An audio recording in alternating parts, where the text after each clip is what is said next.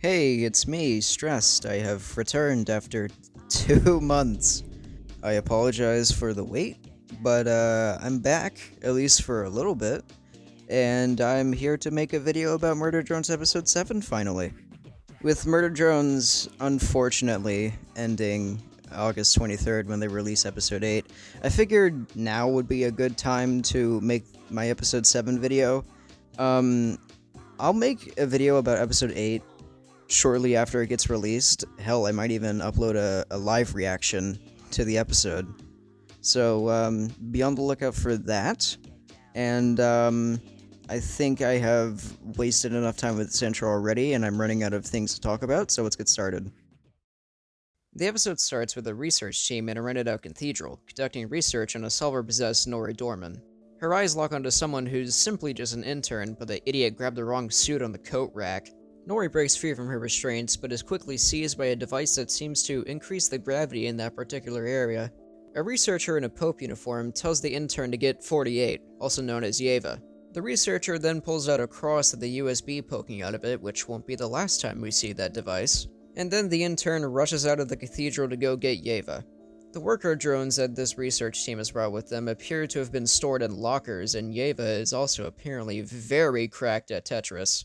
She's also been tied up in her locker too, which is interesting, but honestly, if I had a drone that was that fucking insane at Tetris, God knows what else they'd be capable of. Anyway, Yeva and the intern arrive at the cathedral, where the researcher just kinda stabbed Nori in the visor with the cross, and also locked Yeva out of the cathedral, which, like, what the fuck, dude? The intern starts to move towards the center of the cathedral, but he notices the environment starting to glitch around him. Soon after, he realizes that the solver was actually casting one giant illusion, and had created a large, gross, fleshy hole in the center of the cathedral. The intern managed to grab the cross, but the damage was already done.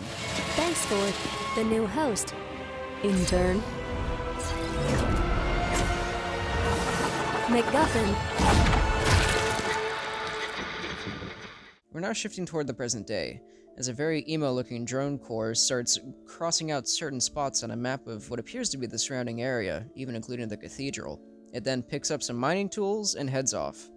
Meanwhile, an elevator reaches its bottom floor. We finally get to see Uzi, N, and Tessa again, but Uzi isn't doing so good physically, and N is not doing very good mentally either.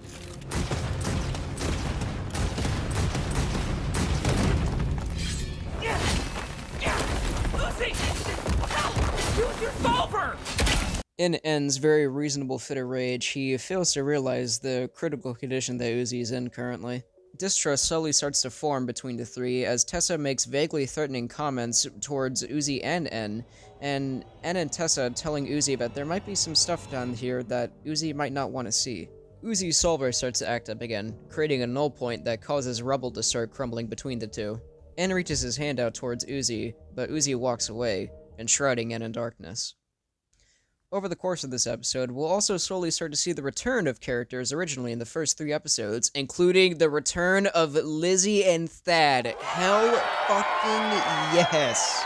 I missed you so much, Thad. I'm glad that you have returned. Oh, and also Jay's here, but you probably could have inferred that she would make an appearance again because she made a return in episode 6 already. Now, where were we again? Oh yeah, N. Yeah, he got knocked the hell out from all the rubble. And also got his arm crushed by all the rubble, which causes him to slowly but surely remove his arm from his body with his saw. But because the solver sees N as its silly little plaything, it wants to play tricks on him a little bit.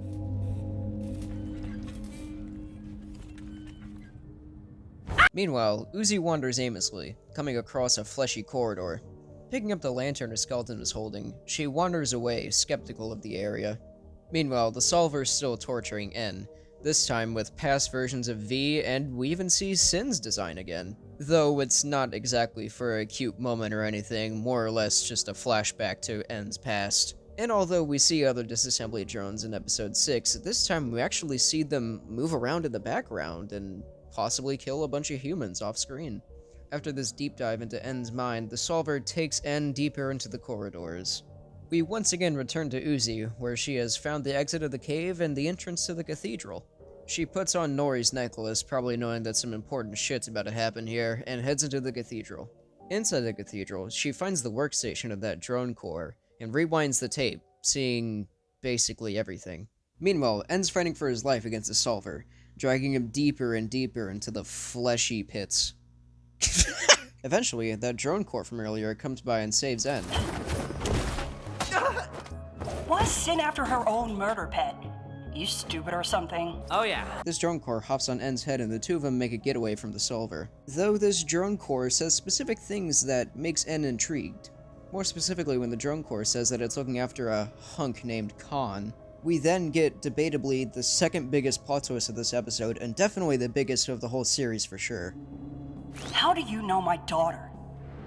And immediately after we get confirmation that Nori is in fact alive, Khan gets reintroduced into the story.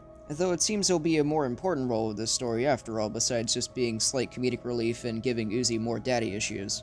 Who could have thought the way to make Khan important to the story is make him a little bit crazy and have a gun? It's the end times!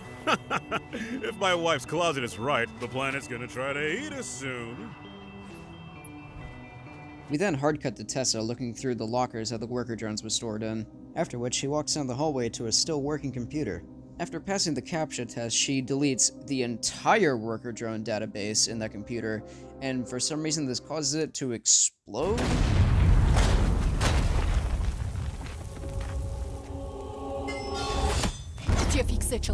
When did you get here? A very pissed off doll then gives us the explanation for the cross in the beginning of the episode. It's actually a patch that exercises the Solver. After Tessa teases Doll and leaves her with only one eye, she enshrouds Doll in darkness. Doll sees something approach rapidly, but she can't comprehend it and tries to throw a rock at it, but gets attacked anyway. We then go back to the past for a second to find out what really happened to that intern. Turns out Yeva also has the Solver, and throws the cross at Nori, landing her in the visor. This causes the cross to fall down that massive hole and for Nori to be knocked down on the ground for a minute. Also, that intern gets the fuck out of there or something, I don't know, he's not important. Yeva extends a hand out to Nori, but Nori created a null point with her other hand. Yeva then cuts off the hand and it too gets launched into the massive hole. But because that null point had the power of a fucking hollow purple or something, it created the massive hole in the earth that we see in the pilot. Then the planet kinda half imploded anyway. Humans all woke up on the surface, Rain scrambled enough to have a kid, and the rest is dumb, stupid history. In case you were wondering, no, Uzi's not doing okay. And in case if you were also wondering, Doll is dead. Like, actually, for real this time, I don't think there's a way that she's coming back. Also, I just realized, I never mentioned that Nori has the cross, but yeah, she's actually had it this whole time. Anyway, Tessa arrives at the cathedral and thinks that Uzi killed Doll. This causes Uzi to freak out and for Tessa to get the upper hand. It looks like that this may actually be the end for Uzi. However... You knew about the patch, yes or no? One chance. Cute. You know why I keep you around here?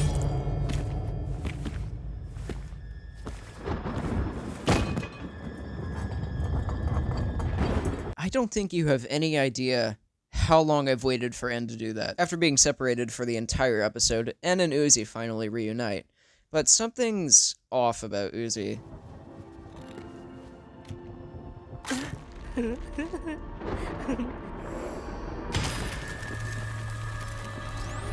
En and a fully possessed Uzi get into a bit of a squabble, but thankfully Nori steps in. This then turns into one of the best fight scenes I have ever seen in a series in general, and I really want to leave this whole thing just unedited, but I highly suggest you watch the episode and just watch the full fight yourself, because it is very, very good. The visuals, the animation, the aesthetic, it's all so fucking good. Like, look at this sequence right here.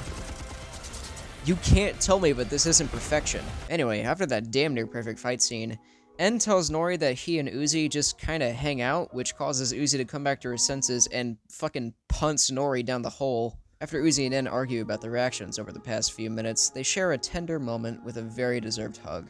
And after we get that cute moment, we get possibly the biggest plot twist in the entire series, unless episode 8 finds some way to top this shit.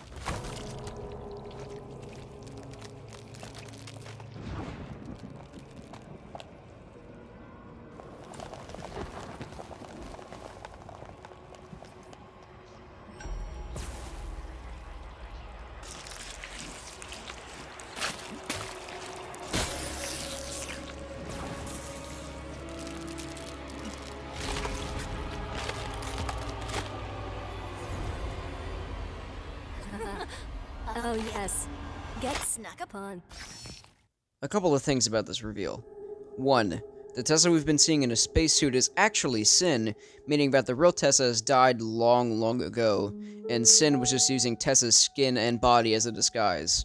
And this was also teased way back before this episode was released, and you can also see Tessa's body in Doll's visor. Nevertheless, with all this new information, this still brings us to my second point.